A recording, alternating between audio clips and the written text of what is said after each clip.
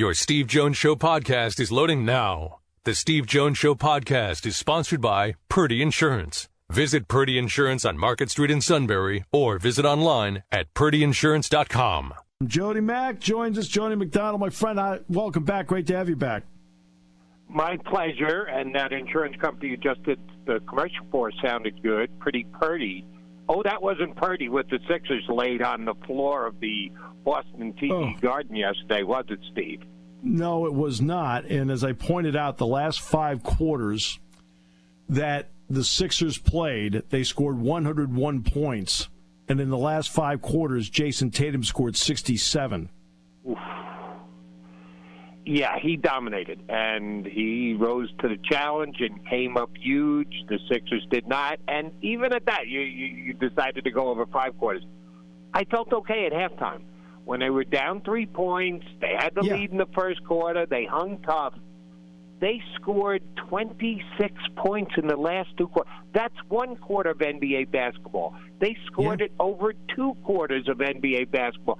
That's just a complete no-show and collapse. And, there's got to be massive repercussions off that disastrous final half of the season. No, I mean, there's no question about that. It has to. Here's my question on Joel Embiid. Great individual player, right? To say anything less, you'd be foolish, right? But does he make the other guys better? He makes the team better, but does he make other guys better? No, but he's not the first player to ever be like that, who's just a solo act. And if you're waiting for Joel Embiid to become a facilitator, if you want to critique him and say he's been in the league for X amount of years and he's still a pretty bad passer, I think that's fair. But I think his game is his game, and it was good enough to get him the MVP. What he needs another killer and finisher to play next to him. Was Jimmy Butler that guy? Maybe, and the Sixers might have made a mistake by prioritizing Ben Simmons over Jimmy Butler. James Harden is not that guy. Those that they've tried to make that dual threat with Embiid have failed, and that's still what they've got to accomplish here during this offseason. If they're not going to go to process 2 and trade Embiid, well, then they have to find that complementary star who can finish games to play along his side. And I don't know how you go about doing that. It's easier for you and I to say it here on the air than it is actually to get it done, but that's what the Sixers have to do. No question. There's only one team wins. I mean, and the whole thing. But you're seeing now, when I look at him, I see regular seasons that are special, but I've seen him go through 6 playoff years, and only 1 time has he shot over 50% from the field in a playoff year. That's not going to get it done. That's why you need the second option on the night where Embiid isn't shooting well. And he had some very good playoff games, but he had some mediocre playoff games and some god-awful yesterday playoff games. On those days, you have to have option B. And the Sixers haven't had that during the entire Embiid run. So what would you recommend? Do you recommend they acquire somebody else to go with him? Do you say it's a strip down? Do you change coaches? What do you think? To me, if we're talking, and everybody's got different definitions of different words, you just use the word strip down. Strip down to me equates to process, and that means trading Embiid, letting Maxey walk, trying to see if someone will take Tobias Harris, even though you'll get very little in return. He is tradable because he's on the last year of a contract, but you're going to get next to nothing for him, and you're just looking to clear salary cap space. That would be a takedown. Go back to process-like levels of bad and then try and rebuild it back up. Or you keep Embiid. Maybe you have to move Maxey to get that other guy, Dame Lillard or someone along those lines who can be a killer at the end of games, and you give it one more role with Embiid. Those are the 2 directions you have to go. It's got to be either one or the other, all the way down to the studs, or whatever asset you have to be able to get that 1A star next to Joel. Because he's 29, and I see the window with him 2 to 3 years, realistically. Right? And so you've got to make. I think that's the tough decision that you have to make in this league. What about Doc? I think Doc's a dead man walking. And of the reasons that I would say they lost yesterday, lost the series, lost again in the second round, Doc is down the list. He's not at the top of the list. But as we've seen in the NBA this offseason, my God, Budenholzer 2 years removed from an NBA championship. See ya.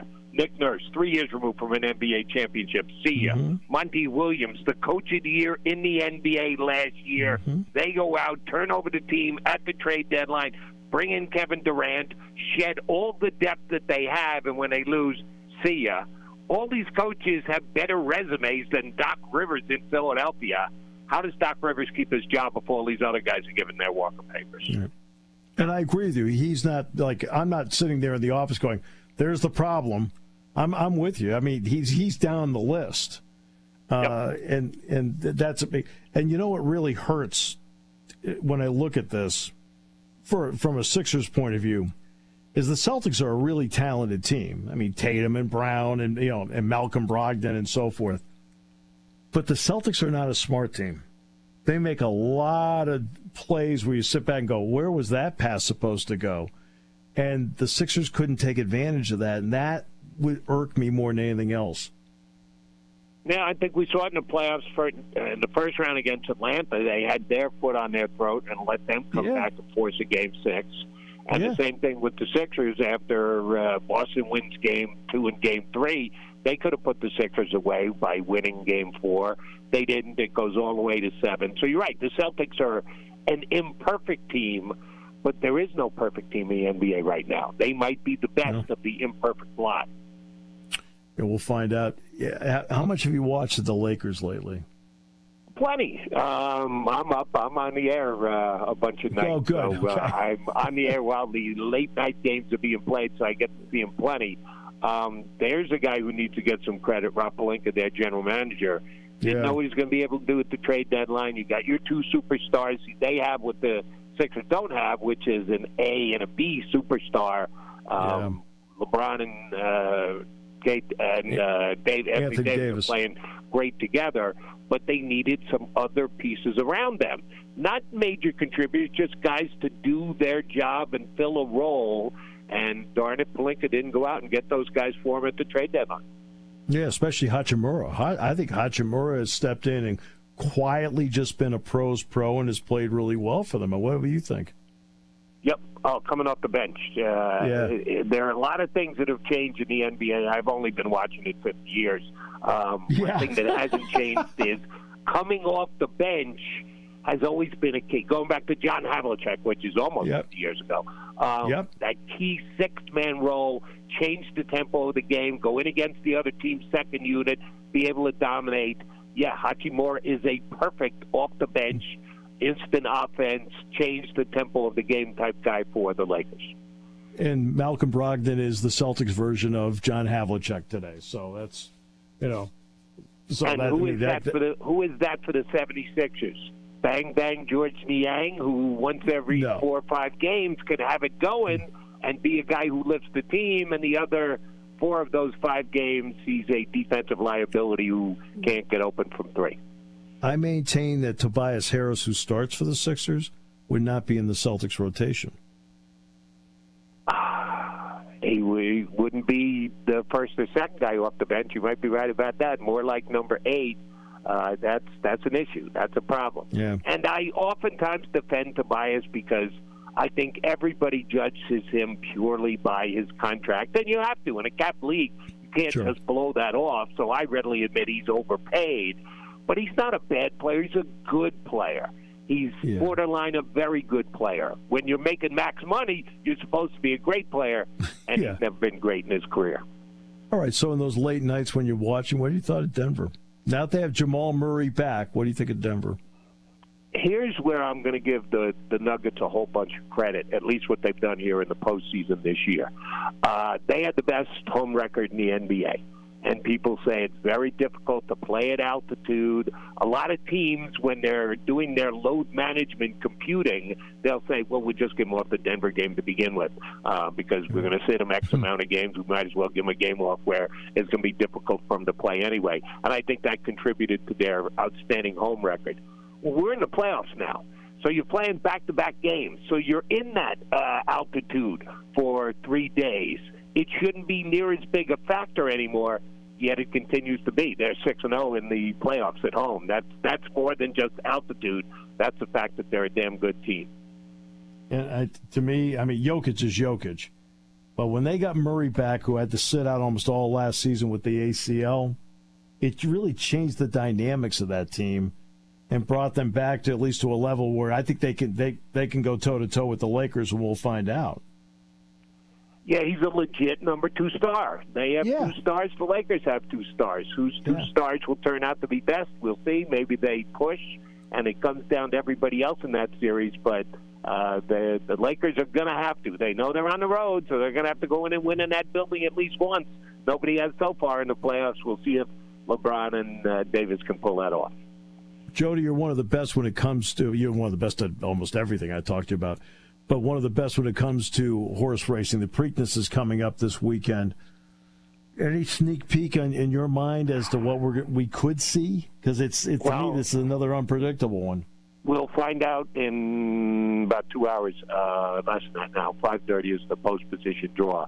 It's going to be a short field, Steve. If your listeners are out there looking to make a killing because the Triple Crown races are big paying races, this one's not going to be. It's going to be either 8 or 9 horses compared to what was supposed to be 20 at the Derby, which turned out to be 18 because of all of the defections late. It's going to be a small field. The Kentucky Derby winner is the only horse that's coming from the Derby Mage, and I think he's going to be 6-5 or 7-5 in here, and he's going to be tough to beat. I'll take a shot. The horse that I am very interested to see what his morning line odds will be, they'll post that after they pick the post positions in a couple hours. Red Route 1 is a horse that won a qualifying race for the Kentucky Derby down in Arkansas at Oak Lawn called the Bathhouse Row Stakes. Off the pace, tremendous kick. Has not faced the likes of the Kentucky Derby winner like Mage. But if he's more than 10-1, I think he's absolutely a play. That's the only one in the field right now that I'm thinking can beat the Kentucky Derby winner. The only issue I have with Mage is this: lightly raced and coming back in 2 weeks. Correct, and has never done that before, and that's why they call the new entries the new shooters. Usually it's split about 50-50 in the Derby field. Going forward to the Preakness, you get 6 or 7 horses coming out of the Derby, 6 or 7 new shooters. This time it's going to be 8-1. No new shooters over. The only Derby horse that's coming is Mage. You're right. He's the only one who's going to have to come back off 2 weeks, and that's why you'll probably be well advised to take a shot to try and beat him, because I don't know that you want to be playing him at 6-5. Had to slip it in. You're too good at it. That's why. Hey, no problem, bud. My pleasure, Steve. Anytime you need me, buddy. You bet. Thanks, pal. You got it.